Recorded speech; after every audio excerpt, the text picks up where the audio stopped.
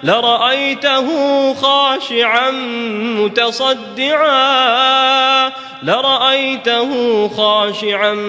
متصدعا من خشية الله وتلك الأمثال نضربها للناس لعلهم يتفكرون. Assalamualaikum good people. Welcome back to Ashraf Channel. Guys, hari ni kita nak cerita dengan korang tentang exorcist, ataupun korang lebih familiar dengan perkataan rasuk. Kita nak cerita pasal fakta-fakta rasuk ni kan. Bila kita dengar cerita pasal rasuk ni, kita akan cerita tentang pengalaman-pengalaman kita nampak depan mata, ataupun mungkin kita pernah lalui, kita pernah tonton sendiri dari dalam filem lah, of course lah kan. So kita nak cerita dengan korang hari ni, kalaulah bangsa-bangsa lain ataupun agama lain kena rasuk, apa yang diorang buat sebenarnya, apa yang diorang boleh cegah melalui kepercayaan masing-masing. Dan kita nak share dengan korang juga filem pertama yang mengetengahkan isu rasuk ni, and apa efek dia. Biasa yang pertama ni mesti ada efek dia kan. So korang layan video ni sampai habis. Jangan lupa tekan like, subscribe, juga hit bell notification. Kita layan intro dulu macam biasa. Let's roll it.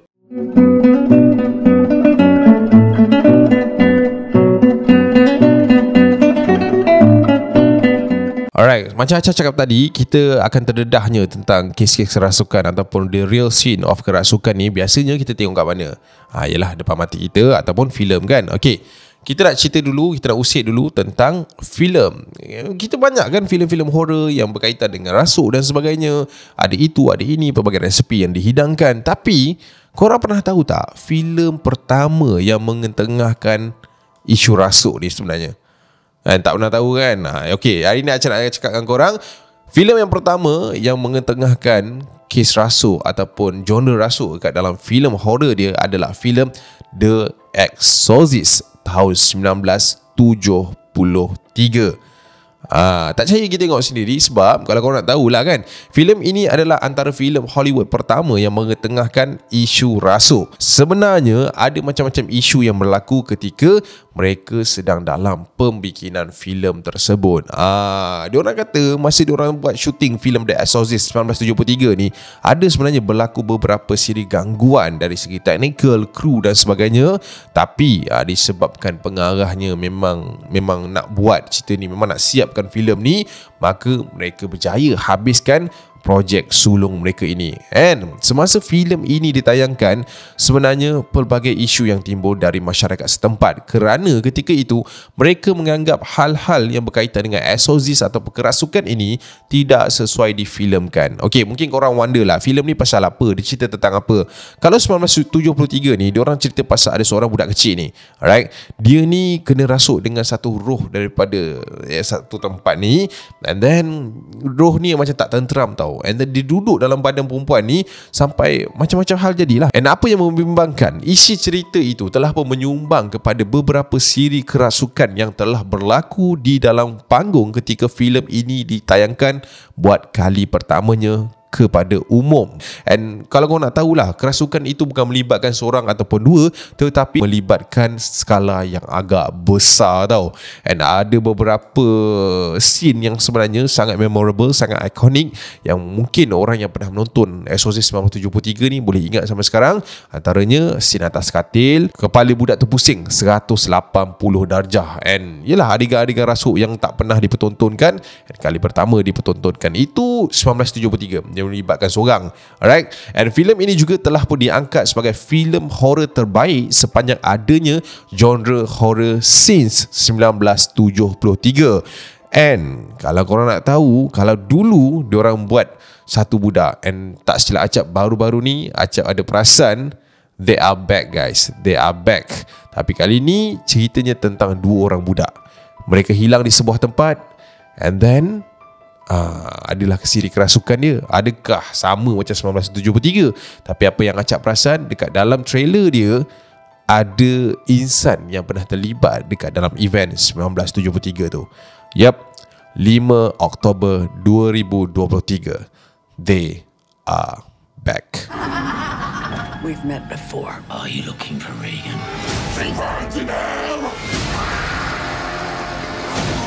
Possession. It's happening to both girls. Baby, come back. Hector's. There are 2 heartbeats. They're beating in sync.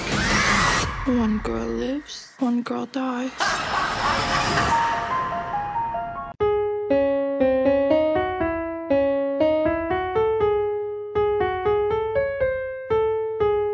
Itulah dia guys, filem pertama yang mengetengahkan isu rasuk ni. And diorang datang balik 2023 ni. Cukup lah, 1973 dah kacau, ni datang lagi kan. Alright, so kalau korang nak tengok full trailer, korang boleh tekan lah link dekat bawah tu. Sebab yelah, I think benda tu agak menarik untuk acak kongsikan. The first one kan kita pun tak pernah tahu. So korang boleh check it out lah, 2023 ni apa pula diorang nak buat. Okay, kita nak cerita pula tentang macam mana kita nak overcome kerasukan. Yelah, bukan orang Melayu je yang kena rasuk ni. Bukan agama kita je ada isu-isu rasuk ni. Agama lain pun ada juga isu-isu rasuk ni kan. Diorang possess sana, possess sini kan. Tapi macam mana diorang nak rawat? Acap pun pernah terfikir tau, macam mana diorang nak rawat keserupan ni, kerasukan ni kan. I mean like, apa yang diorang punya, apa method yang diorang guna sebenarnya. And kalau ada apa-apa yang acap kurang, korang boleh tulis dekat komen bawah lah. And mostly sebenarnya orang yang kena rasuk ni, situasi diorang ni sebenarnya hampir sama lah. Ada yang dirasukkan sebab mencabar-cabar benda-benda gaib ni, ada yang tersalah masuk kawasan, ada yang terlanggar pantang larang, ada juga yang kena sihir dan sebagainya kan, dengki orang. Tapi apa yang bezakan benda ni adalah cara merawat je lah. Sebab setiap bangsa ada kepercayaan dia orang sendiri dan mengikutlah agama masing-masing. Okay, kita nak cerita dengan korang macam mana orang Islam sebenarnya merawat. Rasanya benda ni paling common lah, disebabkan kita punya dalam negara ni pun kebanyakannya pun orang Melayu, orang Islam. So aku rasa benda ni bukan asing lagi untuk negara kita Malaysia ni. Okay, kalau orang Islam yang kena rasuk ni, of course lah kita akan panggil ustaz kan, ustaz untuk rawat pesakit. Kita tak akan panggil orang yang tidak, orang-orang yang tak tahu kan, orang yang buat-buat tahu kita tak boleh panggil lah. So kita akan panggil orang yang memang trusted. We know that they can do this. Sebab benda-benda yang melibatkan spiritual ni, dia tak kisah awak ustaz ke siapa. Ustaz tu kalau salah baca, dia boleh betulkan balik sebenarnya. Sebab mengikut kepercayaan Islam, jin dengan iblis ni sebenarnya telah pun hidup lebih lama daripada kita. Of course lah, mereka lebih tahu ilmu-ilmu berkaitan dengan agama Islam. Okay, sewaktu proses rawatan ini berlaku, perawat ataupun ustaz tadi akan membacakan beberapa ayat Al-Quran dengan nama pesakit berbin atau berbentikan nama ibu. Ayat ataupun surah yang mana tu adalah balik kepada ustaz tu lah. Biasanya diorang akan ada a few ayat yang diorang akan pilih untuk ruqyah lah. Yang itu Acah tak payah cakap kat sini, mungkin korang boleh research lebih detail kat situ. Dan cara rawat dia pula, kebiasaannya ustaz akan bacakan ayat-ayat ruqyah untuk keluarkan jin yang merasuk mangsa tadi. Dan selain itu juga ada juga yang menggunakan terms air Yasin ataupun air yang dibacakan dengan beberapa surah. Okey.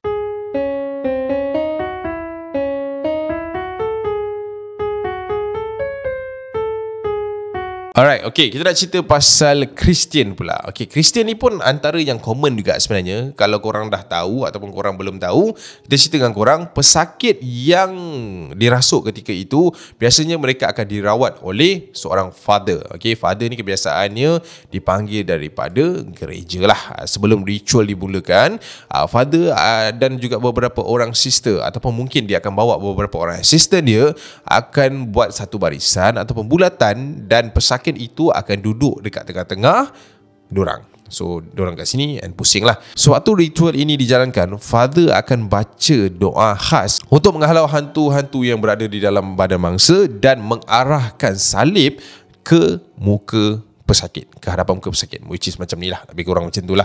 Alright, and dalam masa yang sama, father akan renjiskan holy water dekat pesakit. Selepas selesai ritual itu, pesakit akan dibekalkan dengan salib yang telah pun dijampi untuk digunakan sebagai tangkal, which is diorang boleh gantung kat leher ke atau jadikan sebagai gelang ke, untuk protection diorang lah.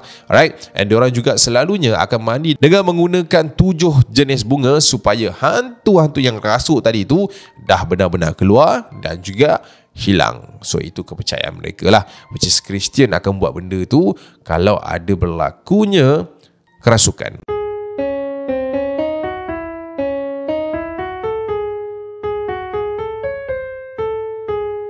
Alright, the last one kita nak cerita tentang Buddha. Okay, mengikut kepercayaan Buddha, diorang ni akan menggunakan colok sebagai medium untuk berhubung dengan Tuhan mereka.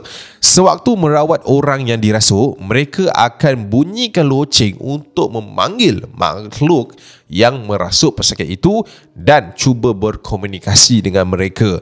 Untuk rawat orang yang dirasuk ni, mereka akan dibaringkan di tengah-tengah dan ada beberapa orang Sami akan merapatkan tangan dan membaca doa secara beramai-ramai sehinggalah mereka ini melihat mangsa itu kembali tenang dan sedar seperti biasa. And of course lah, Sami-Sami ni akan menggunakan bacaan-bacaan khas mereka mengikut kepercayaan Buddha untuk menghalau mereka daripada menjajah tubuh manusia yang masih lagi suci pada mereka. So, orang ada kepercayaan yang which is bila syaitan ni masuk dalam badan kita, diorang akan tinggalkan tompok-tompok yang orang kata, yalah, tompok-tompok syaitan. Tompok-tompok jejak mereka tu. So, bila diorang dah masuk, kalau yang lain nak masuk, it will be easy. So Sami-Sami ni akan menggunakan cara diorang tapi dalam keadaan yang macam samalah, berkumpul dan sebagainya, nak menggunakan colok itu.